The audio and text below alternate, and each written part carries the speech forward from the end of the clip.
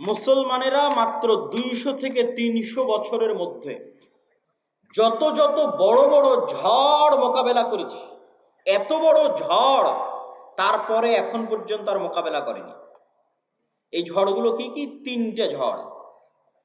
এক, ক্রুসেডারদের ঝড়, যারা মসজিদে আকসা নিয়ে চলে গেছিল। 2, মঙ্গোলীয়দের ঝড়, যারা বাগদাদে লক্ষ লক্ষ মুসলমানকে জবাই করেছিল, মুসলমানদের খালিফাকে পর্যন্ত জবাই করেছিল, আব্বাসীয় খেলাফতের পতন ঘটিয়েছিল। 3, কর্ডোভা, গ্রানাডা এবং স্পেনের পতন। সুকুত আন্দালুস, আন্দালুসের পতন, স্পেন, কর্ডোভা, গ্রানাডার পতন। 3টে। এই 3টার মধ্যে এখন 2টা চলমান আছে। আপনারা শুধু মসজিদে আকসার কথা জানেন, কর্ডোভার জামে মসজিদের কথা জানেন না। আল্লাহ সুবহানাহু ওয়া তাআলা আমাদেরকে মসজিদে আকসায় যাওয়া থেকে বঞ্চিত রেখেছেন। ঠিক আমাদেরকে আল্লাহ সুবহানাহু ওয়া তাআলা, যদিও কর্ডোভার জামে মসজিদের আলাদা কোনো ফজিলত নাই, কিন্তু কর্ডোভার জামে মসজিদ যাদের টাকায় নির্মিত তারা আমাদের বাপদাদা। কথা কি আমার বুঝতে পারছেন? যেমন উমাইয়া খলিফারা মিশরের 7 বছরের রাজস্ব আয় মসজিদ আকসায় ব্যয় করেছিল, 7 বছরের রাজস্ব আয়। ঠিক তেমনি আন্দালুসের যারা খলিফা ছিল তারা বড় বড় বিজয়ের গনিমতের মাল জামে মসজিদ কর্ডোভায় ব্যয় করে দিয়েছে। জামে মসজিদ কর্ডোভা নিকট অতীতে তথা এখন কাবা এবং মদিনার যে সম্প্রসারণ হয়েছে এখন গত 20-30 বছরে, যে বিশাল সম্প্রসারণ, এই সম্প্রসারণের আগে পৃথিবীর সবচেয়ে বড় মসজিদগুলোর একটা মসজিদ, পৃথিবীর সবচেয়ে বড় মসজিদগুলোর একটা মসজিদ হচ্ছে জামে মসজিদ কর্ডোভা, কুরতুবা, যেখানে একই মসজিদে একই ফ্লোরে 70,000 অথবা তার চেয়ে বেশি মানুষ সালাত আদায় করতে পারবে একই ফ্লোরে। আর ওই মসজিদে এখন প্রবেশ করবেন, দেখবেন মসজিদ মূর্তিতে পরিপূর্ণ। মারিয়াম আলাইহা সালাতু ওয়াস সালাম এবং ঈসা আলাইহিস সালাতু ওয়াস সালামের মূর্তিতে পরিপূর্ণ মসজিদ, তথা খ্রিস্টানদের মা মেরি এবং জেসাস এবং মা মেরির মূর্তিতে পরিপূর্ণ। আর ওখানে একজন মুসলমানকেও ব্যক্তিগতভাবেও সালাত আদায় করতে দেওয়া হবে না। আপনি যদি চুল পরিমাণ আপনার অন্তরে ঈমান থাকে আর আপনি যদি স্পেনে গিয়ে জামে মসজিদ কর্ডোভায় প্রবেশ করেন, তো আপনার চোখ দিয়ে পানি বের হবেই হবে। প্রত্যেক যে মুসলমান যার অন্তরে চুল পরিমাণ ঈমান আছে, সে যদি স্পেনে যায় এবং জামে মসজিদ কর্ডোভায় প্রবেশ করে, তাহলে তার চোখ দিয়ে পানি পড়তে বাধ্য। যে সে মসজিদের মধ্যে দাঁড়িয়ে আছে, মেম্বার আছে, ছাদ আছে, বিশাল মসজিদ, কিন্তু সে সালাত আদায় করতে পারবে না, মসজিদে আজান হয় না। শুধু একটা মসজিদ নয়, এরকম পুরো কর্ডোভায় যত গির্জা আছে, পুরো গ্রানাডায়, পুরো স্পেনে যত গির্জা আছে, প্রত্যেকটা গির্জা মসজিদ। আপনি ধোকায় পড়ে যাবেন। বাহির থেকে দেখলে আপনি ধারণা করবেন এটা মসজিদ, কেননা মিনার আছে। বাহির থেকে দেখলে বুঝবেন মসজিদ, কেননা মেহরাব আছে। এটা মসজিদই, মিনার মেহরাব আছে মানে মসজিদ। ভিতরে যেয়ে দেখবেন যে মূর্তিতে পরিপূর্ণ, আসলেই মসজিদ। কিন্তু এখন আজানও নাই, ইকামতও নাই, মুসলমানও নাই। অথচ ওই মসজিদগুলো যারা ওয়াকফ করেছিল আল্লাহর সন্তুষ্টির জন্য, তারা মুসলমান ছিল। ওই মসজিদগুলোতে যারা দান করেছিল মসজিদ নির্মাণের জন্য, তারা মুসলমান ছিল। এটাই আমি বলছি যে জামে মসজিদ কর্ডোভার হয়তো আলাদা কোনো ফজিলত নাই, কিন্তু জামে মসজিদ কর্ডোভার মুসলমানদের টাকাতেই নির্মিত। ওই স্পেনে এরকম শত শত মসজিদ আছে। এটা এখন পৃথিবীর সবচেয়ে বড় গির্জাগুলোর একটা, ক্যাথিড্রাল বলে ওরা, যে biggest cathedral all over the world. সারা পৃথিবীর সবচেয়ে বড় গির্জাগুলোর একটা হচ্ছে এটা, জামে মসজিদ কুরতুবা। এখানে হাজার হাজার ছাত্র দার্স দিত, দার্স শুনতো, ইলমের আলোচনা হতো। বড় বড় আলেম এই সমস্ত মাটি থেকে জন্ম নিয়েছে। ইবনু হাজাম আন্দালুসি, ইবনু আব্দুল বার, হাফিজুল মাগরিব, তারপরে তাফসীর কুরতুবির লেখক ইমাম কুরতুবি, বড় বড় ইমাম এই সমস্ত শহরে জন্ম নিয়েছে, দিনের কাজ করেছে, দিনের খেদমত করেছে। এই জন্য আমি বলি যে মুসলমানেরা যখন ফুটবল ক্লাবগুলো নিয়ে উন্মাদনা করে, আরো সবচেয়ে বেশি কষ্ট পাই যখন সৌদির যুবকদের দেখি। যে সৌদির যুবকদেরকে তো এখন আরো বেশি উৎসাহিত করা হচ্ছে যে তোমরা এই রাস্তায় আসো, এই লাইনে আসো, তোমাদের শুধু বিনোদন আর পর্যটন নিয়ে ব্যস্ত থাকতে হবে। তো তাদের যখন দেখি যে ওই যে সমস্ত ক্লাব, পৃথিবীর সবচেয়ে বিখ্যাত ক্লাবগুলো হচ্ছে স্পেনের, বার্সেলোনা, রিয়াল মাদ্রিদ, এগুলো বেশিরভাগ এগুলো হচ্ছে স্পেনের শহর। বার্সেলোনা হচ্ছে স্পেনের শহর, মানে এটা এই বার্সেলোনা মুসলমানদের, ওই মাটি ওই জায়গা মুসলমানদের ছিল।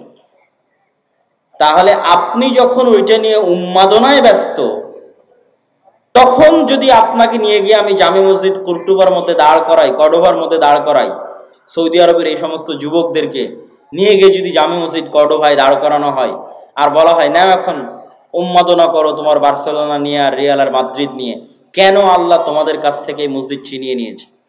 কেন আল্লাহ তোমাদের কাছ থেকে মসজিদ আকসা ছিনিয়ে নিয়েছে? যে সারা পৃথিবীর কোনো মুসলমান আর মসজিদ আকসায় যেতে পারে না, সালাত আদায় করতে পারে না। তো মুসলমানের অন্তরে তো ব্যথা থাকা উচিত যে তিনটা পবিত্র মসজিদ, পবিত্র ভূমি, যেখানে সফর করার আদেশ দেওয়া হয়েছে, যেখানে পড়লে অতিরিক্ত সালাত আদায় করলে অতিরিক্ত নেকির ঘোষণা দেওয়া হয়েছে, এই তিনটা মসজিদের একটা মসজিদ হচ্ছে মসজিদ আকসা। তো ওই মসজিদ আকসায় তো তুমি যেতে পারো না, ওই মসজিদ আকসায় তো তুমি সালাত আদায় করতে পারো না। অথচ আগের যুগের প্রত্যেক মুসলমানেরা ইতিহাস পড়েন, প্রত্যেক যারা মুসলমান আমার বাংলাদেশ থেকে রওনা দিয়েছে, কোনো হাজি একসাথে তিনটা মসজিদ না দেখে ফিরে আসতো না।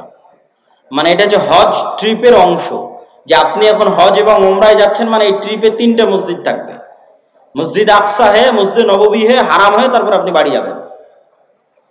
আগের যুগের মানুষ হজ করার জন্য সফর করবে আর মসজিদ আকসায় যাবে না, এটা কল্পনার বাইরে, এটা অসম্ভব। আর আপনাদের এখন কতজন হাজি আছে হজ করে আসতেছেন মক্কা থেকে, মদিনা থেকে, মসজিদ আকসায় যেতে পেরেছেন? যেতে দিবে আপনাকে? কেউ দিবে না। সম্মানিত উপস্থিতি, এই কষ্ট অন্তরে থাকতে হবে।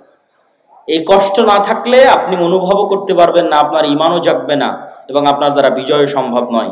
এই কষ্ট সালাহুদ্দিন আইয়ুবীর অন্তরে ছিল।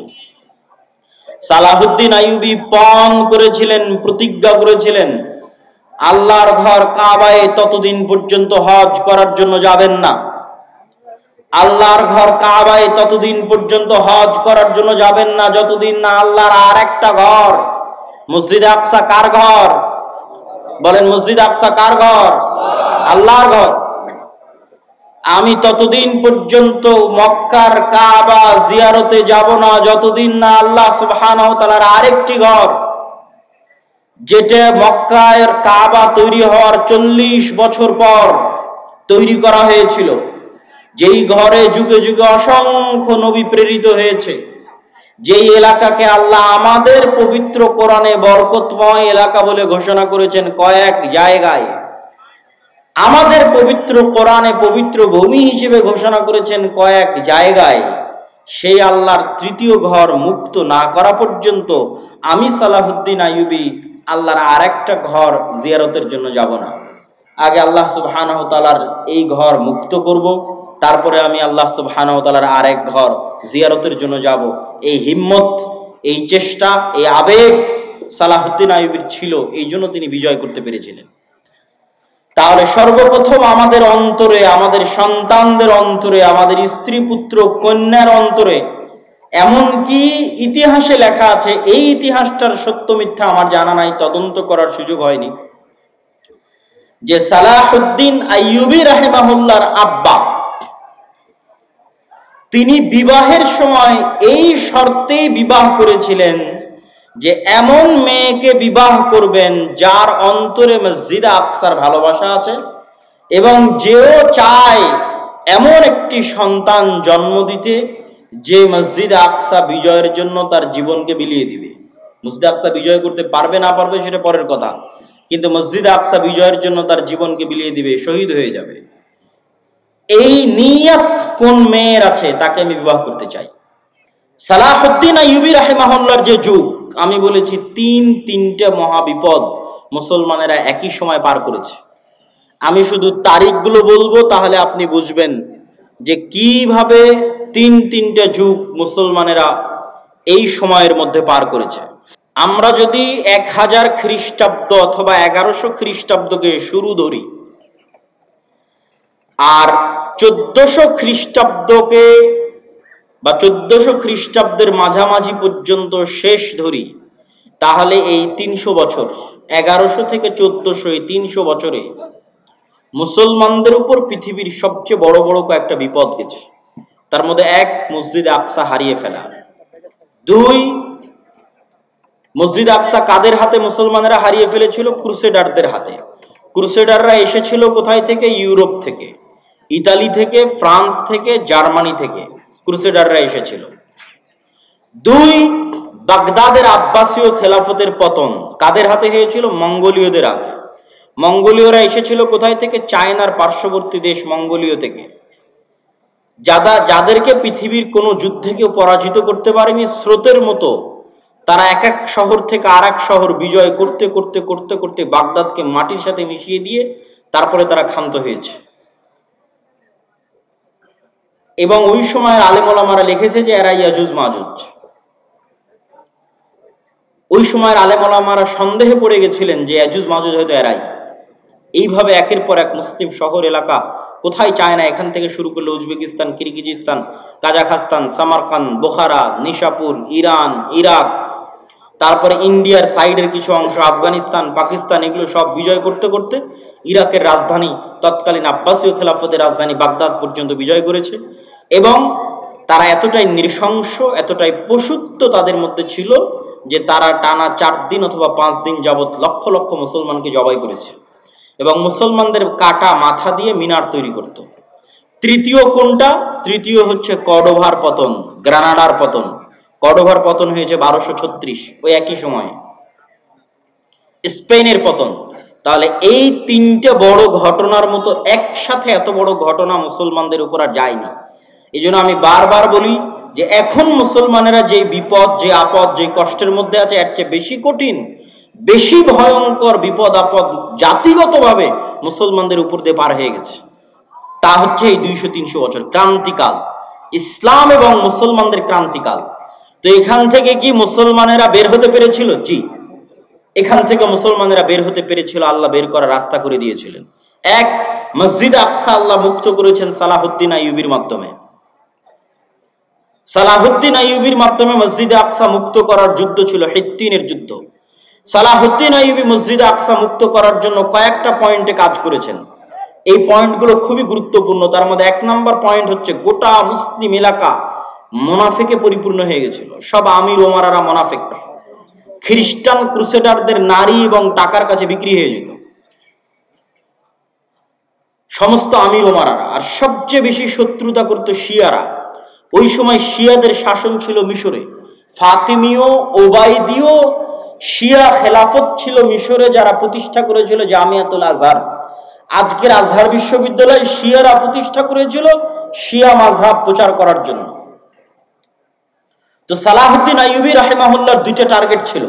মিশর এবং সিরিয়াকে এক করতে হবে। মিশর এবং সিরিয়া একত্রিত না হওয়া পর্যন্ত মসজিদ আকসা আমি বিজয় করতে পারবো না।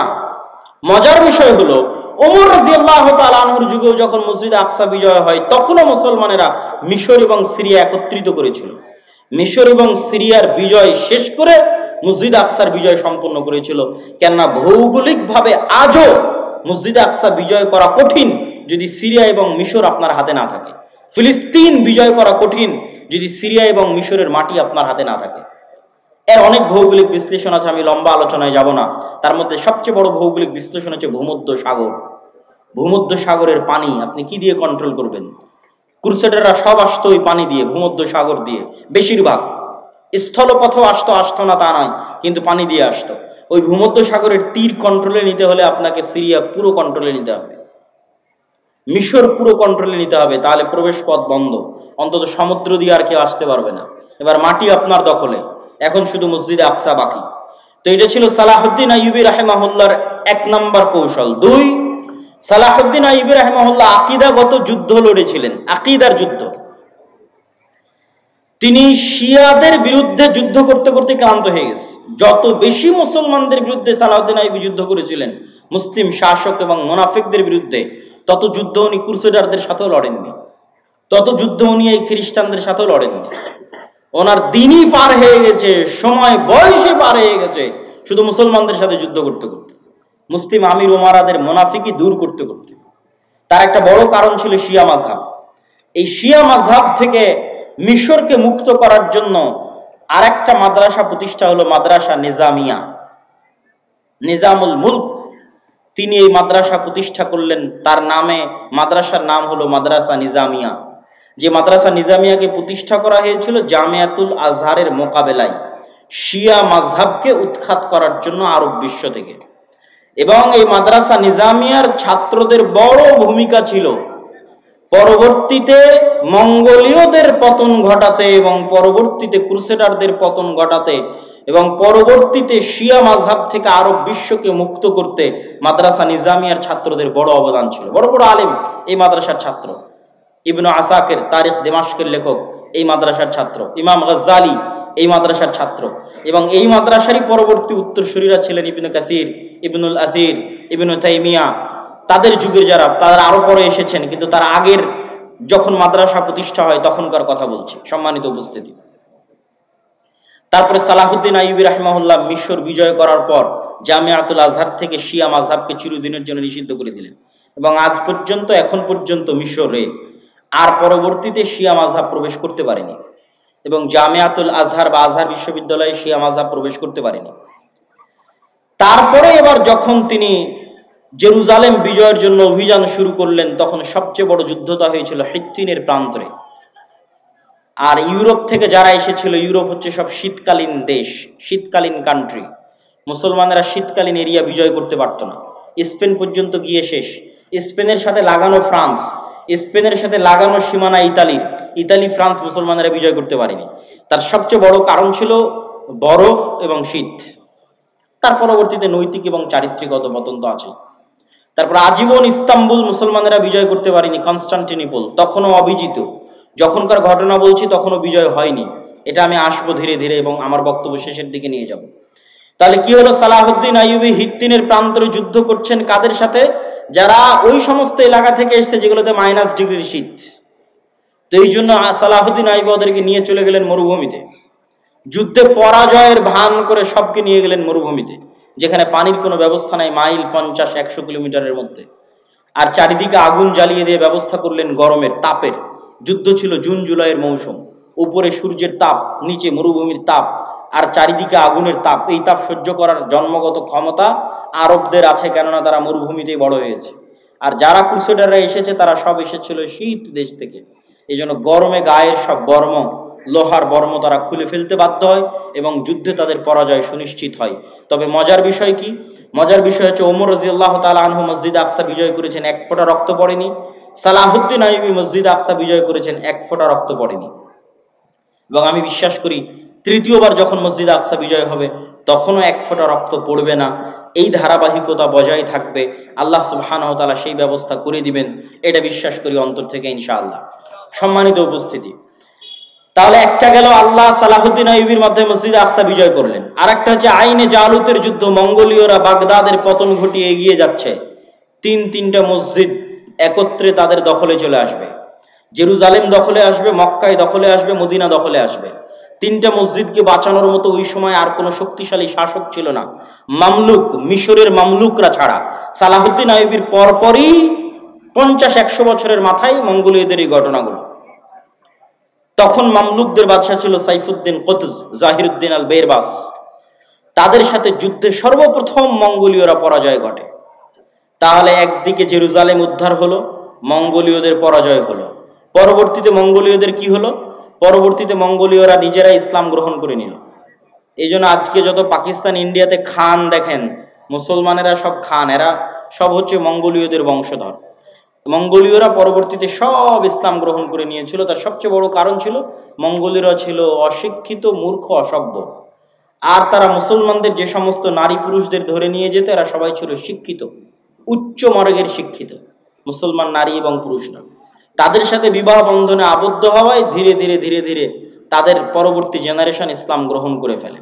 আর ক্রুসেডাররা কি হলো? ক্রুসেডাররা ফিরে চলে গেল ইউরোপে এবং আজ অবধি তারা ক্রুসেড চালাচ্ছে, চলছেই ক্রুসেড। আচ্ছা, এই দুইটা সংকট কাটিয়ে উঠে মুসলমানদের কোনো অর্জন আছে? আছে।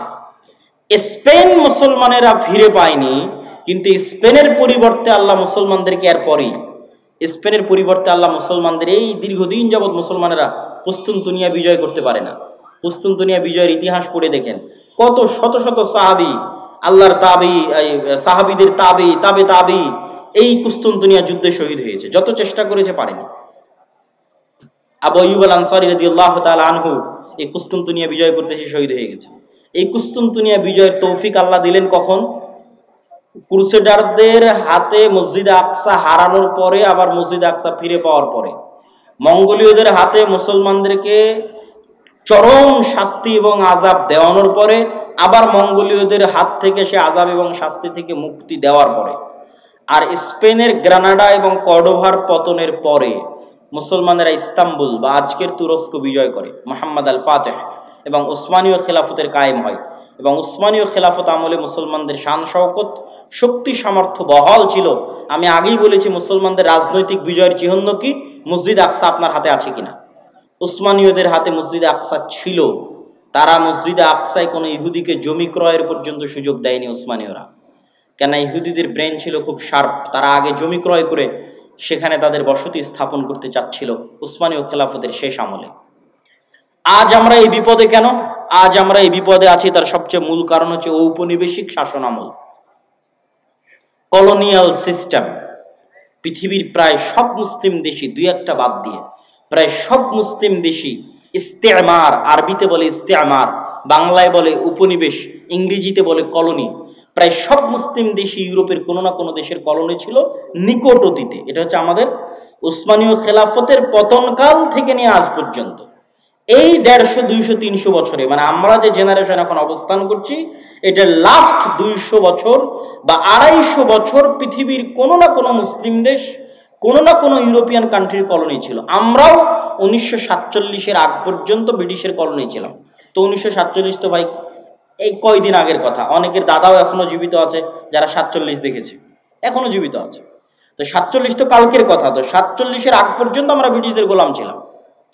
এরকম সারা পৃথিবীর প্রায় সব মুসলিম দেশ কোনো না কোনো ইউরোপিয়ান কান্ট্রির গোলাম ছিল। এবং এর উপর আমার লম্বা বিস্তারিত আলোচনা আমি গতকাল করেছি।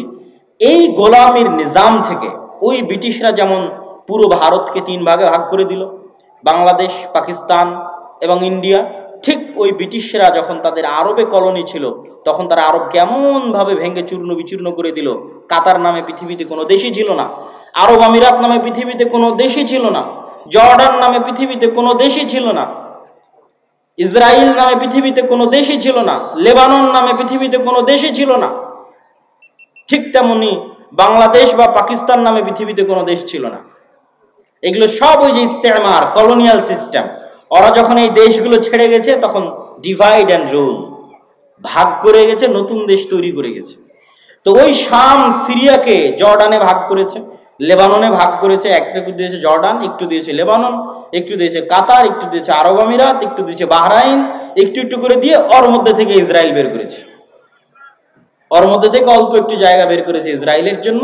অনেক দীর্ঘদিনের সুপরিকল্পনার ফসল এবং মুসলমানদের অধপতনের ফসল, মুসলমানদের উপর আল্লাহর আযাব এবং গজবের যে আলামত সেটার প্রমাণ। আর এই আযাব এবং গজব থেকে উদ্ধার হওয়া সম্ভব নয় আমল এবং ইমানে পরিবর্তন ছাড়া। আমল এবং ইমানে পরিবর্তন ছাড়া সম্ভব নয়।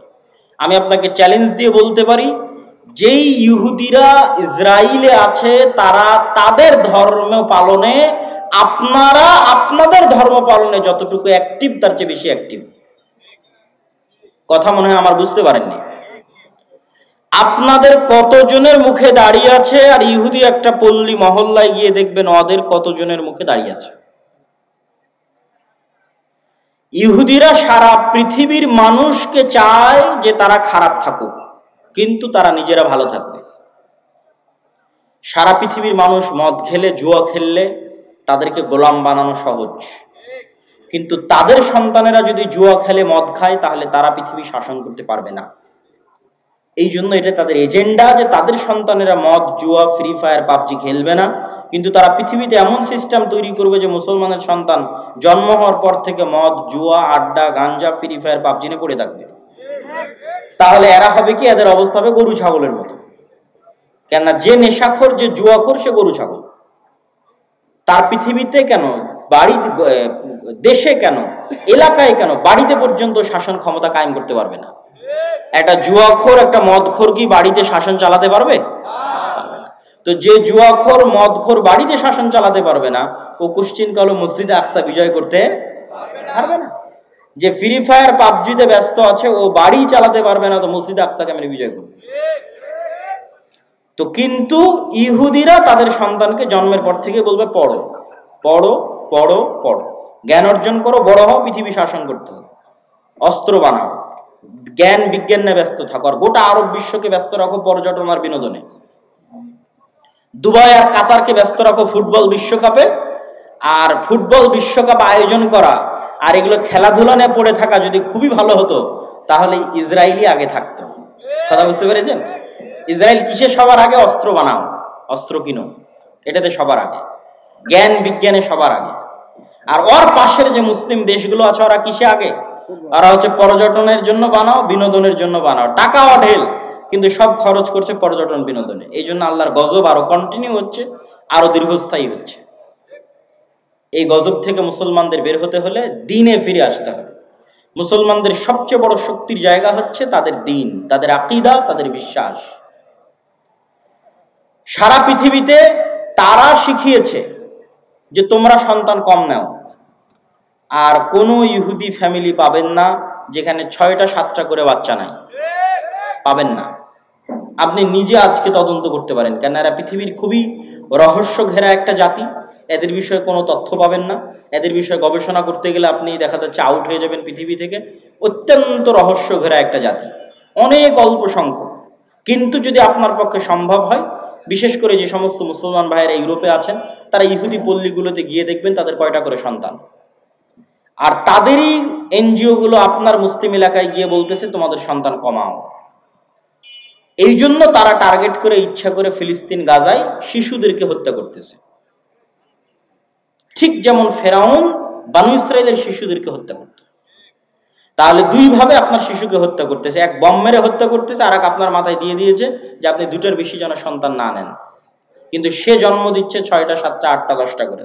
এই জন্য ওদের এরকম কোনো ছোট গাড়ি থাকে না। আমাদের যে ছোট কারগুলো, এই ছোট কারগুলো তারা ইউজ করে না, তারা ইউজ করে বড় 4, 6, 7 সিটের 4 হুইলার জিপ, যাতে ফুল ফ্যামিলি নিয়ে যাতায়াত করা যায়। কারণ ফ্যামিলি তো 2টা সদস্য না, 6টা 7টা সদস্য, তো ছোট কারে তো হবে না। তারা সারা পৃথিবীতে সুদি বিজনেস তৈরি করে রেখেছে, কিন্তু তারা নিজেরা পরস্পরের সাথে সুদি লেনদেন করে না। মানে এক ইহুদি আর এক ইহুদির সাথে সুদি লেনদেন করবে না, কিন্তু ওই ইহুদি আবার পৃথিবীর সবচেয়ে বড় সুদি কোম্পানির মালিক। তার মানে সারা দুনিয়ার মানুষের টাকা সুদের নামে কবজা করে নাও, কিন্তু তুমি যখন আর এক ইহুদিকে ধার দিবা তখন করজে হাসানা দিবা, সুদ নয়। যেগুলো বলতেছি এগুলো দেখা বলতেছি, আপনারাও চাইলে পরীক্ষা করতে পারেন। এইরকম বড় বড় দাড়ি থাকবে তাদের, 80 থেকে 90%। 3 ওয়াক্ত সালাত আদায় করবে, তাদের মসজিদের নাম সিনাগগ।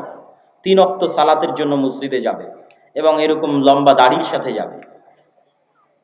তাহলে তাদের সাথে আমাদের শত্রুতা কি? আমাদের আকীদা বিশ্বাসে কিন্তু অনেক মিল আছে।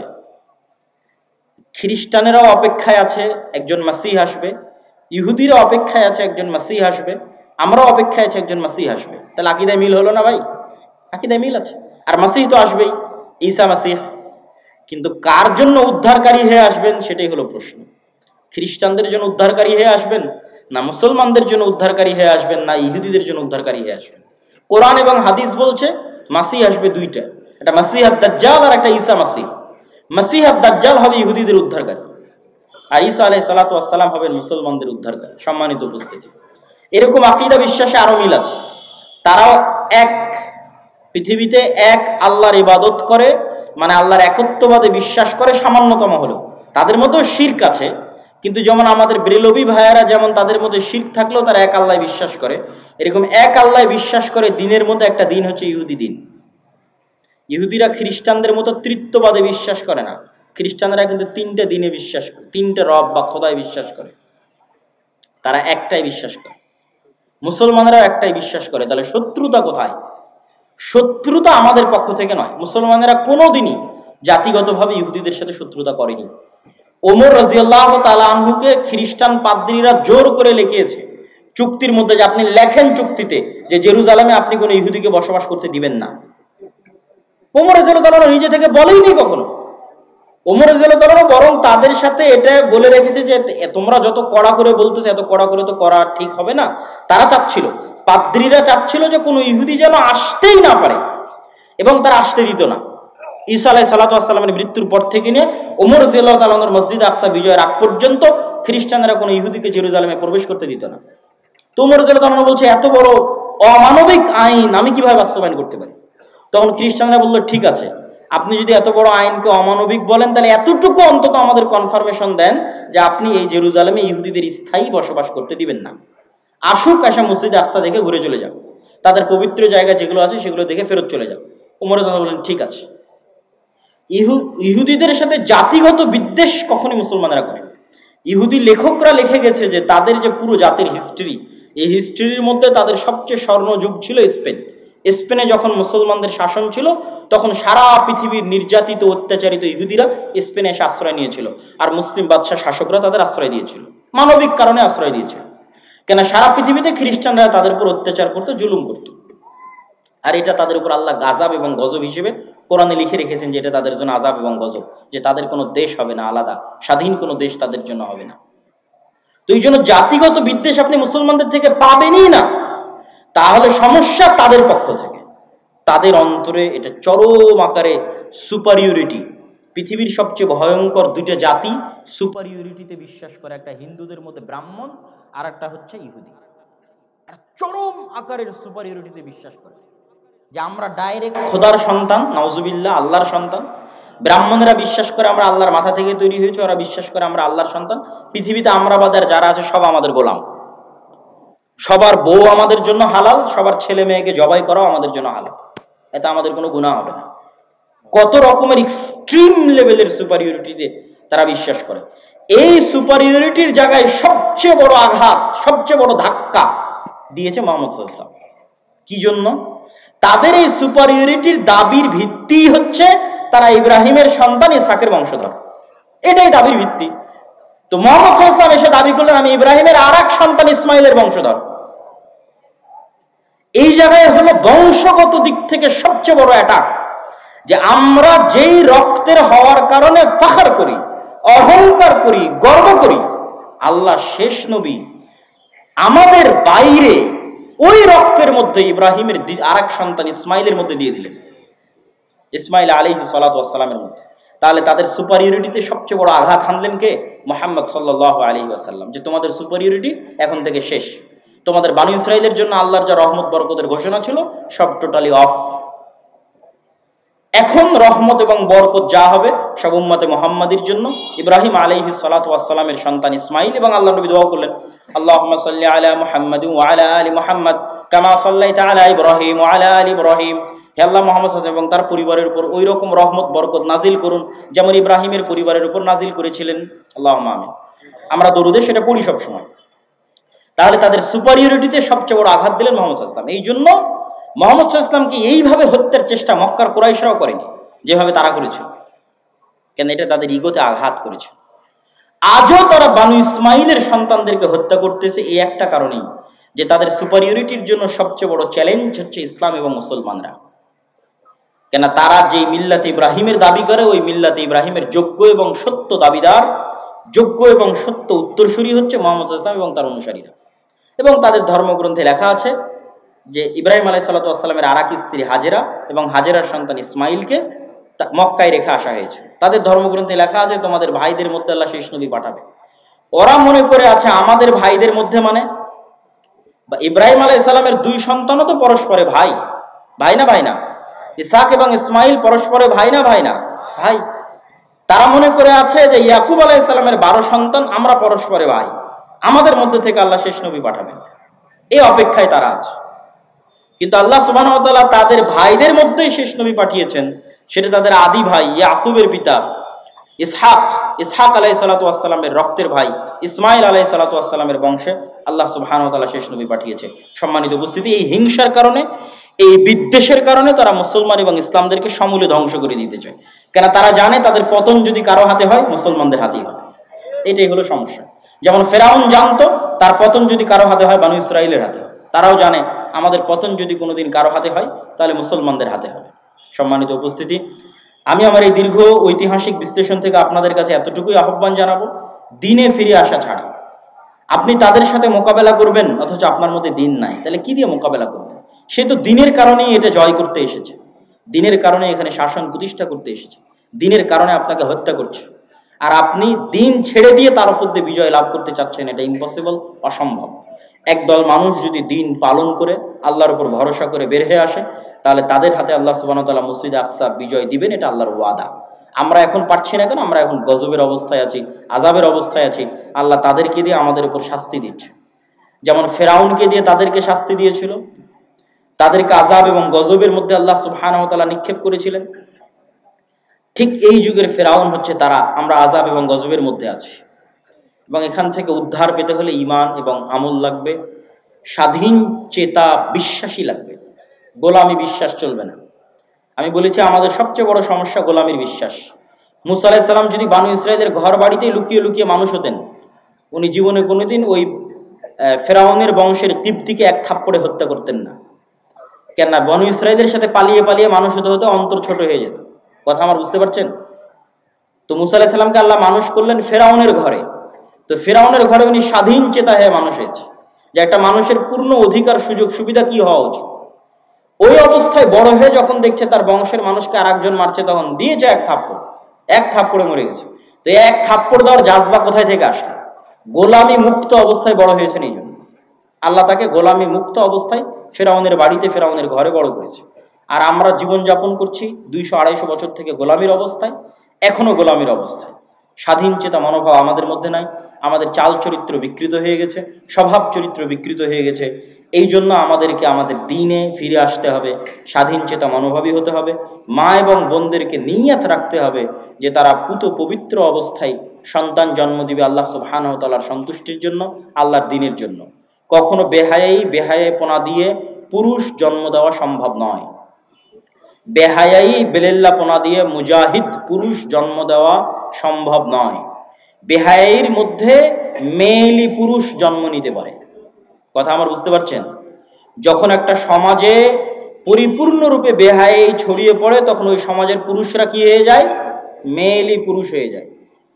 আমাদের সমাজে যদি বেহায়াপনা বেলেল্লাপনা বেশি ছড়িয়ে পড়ে, তাহলে আমাদের মধ্যে আর পুরুষের রক্তই নাই, সব মেয়েলি পুরুষ হয়ে গেছে। এদের দিয়ে কোনোদিন জেহাদও হবে না, এদের দিয়ে মসজিদে আকসাও বিজয় হবে না। তাহলে পুরুষ জন্ম দিতে হবে। পুরুষকে জন্ম দিতে পারবে পুত পবিত্র বেহায়াপনা বেলেল্লাপনা মুক্ত অবস্থায় যে থাকবে, সে পুরুষ সিংহ, বাঘ, বীর সিংহ সালাহুদ্দিন আইয়ুবী, তারেক বিন জিয়াদের মতো সন্তান জন্ম দিতে পারবে, স্বাধীন চেতা সন্তান জন্ম দিতে পারবে, মেয়েলি পুরুষ নয়। এই জন্য পর্দার গুরুত্ব আছে ইসলামে।